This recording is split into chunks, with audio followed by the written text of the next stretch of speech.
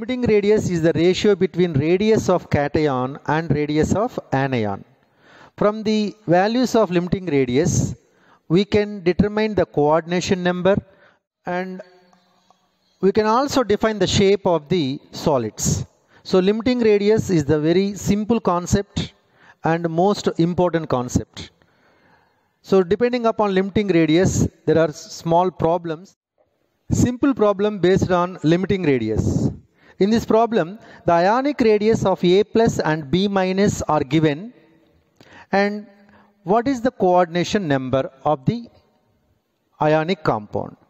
So limiting radius is equal to radius of cation by radius of anion. What is the cation here? 0.98 into 10 to the power of minus 10 meters is the radius of cation, and radius of anion is 1.81 into 10 to the power of minus 10. So finally we are getting 0.54. So 0.54 is the limiting radius. From your table, 0.41 to 0.73, in between these two values, the coordination number is 4 and 6. Here there is no lone pair, that's why it is 6. So what is the shape and what is the coordination number?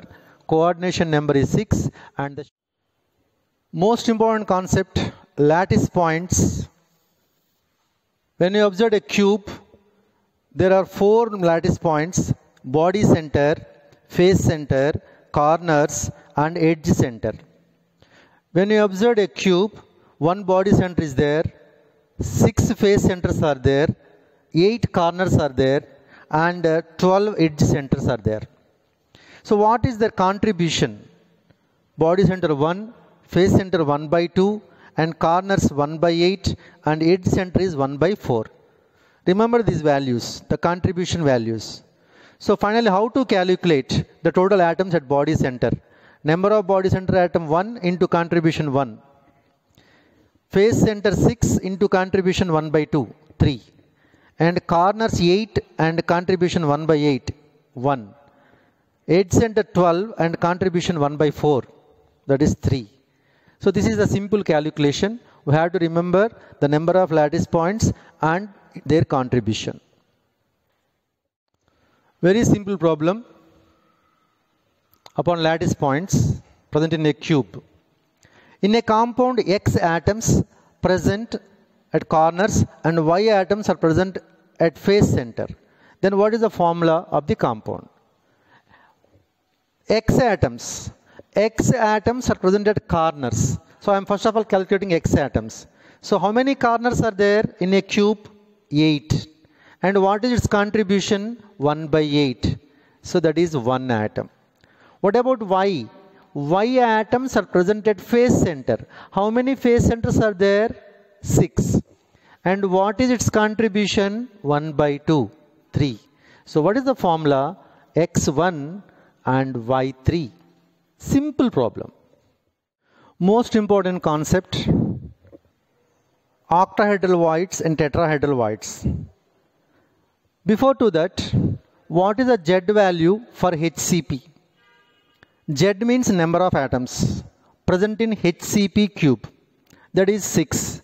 For CCP, closed cubic packing, Z is equal to 4. For FCC, face centered cubic, Z is equal to 4. Body centered cubic, Z is equal to 2. Z is equal to 2. So by remembering these values, we can do so many problems based upon octahedral voids and tetrahedral voids. A simple formula is octahedral voids is equal to Z value, means the number of atoms present in the cubic system.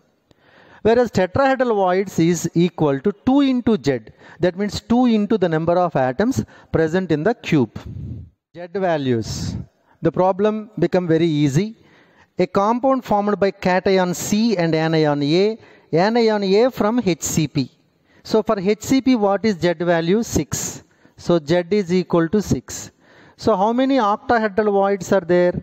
Octahedral voids equal to Z, that is 6. Okay. Now, cation occupies, C occupies 75% of octahedral void.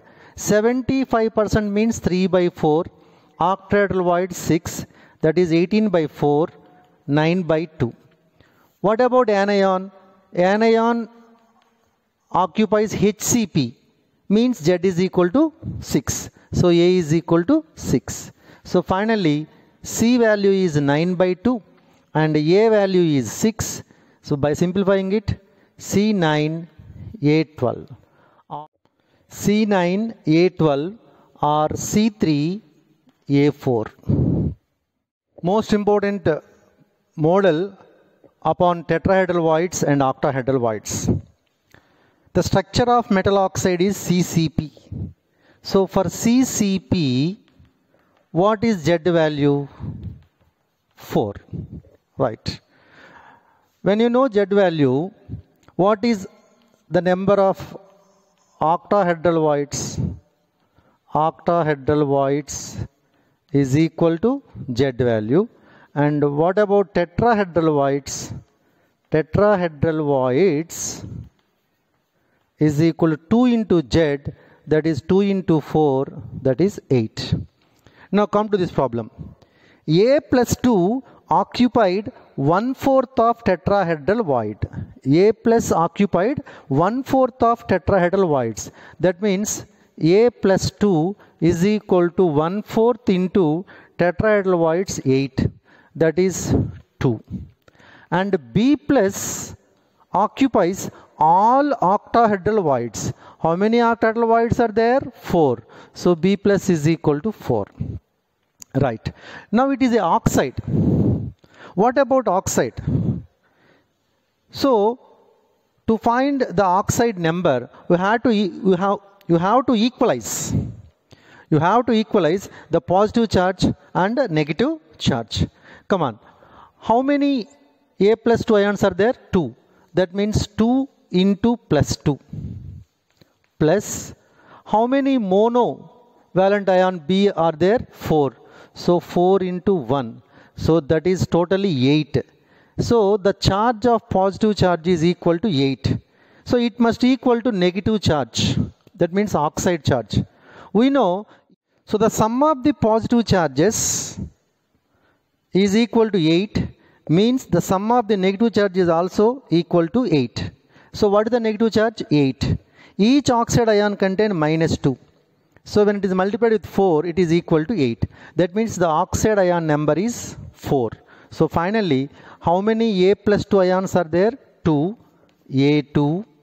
And how many B plus ions are there? 4, B4. How many oxide ions are there? 4, O4.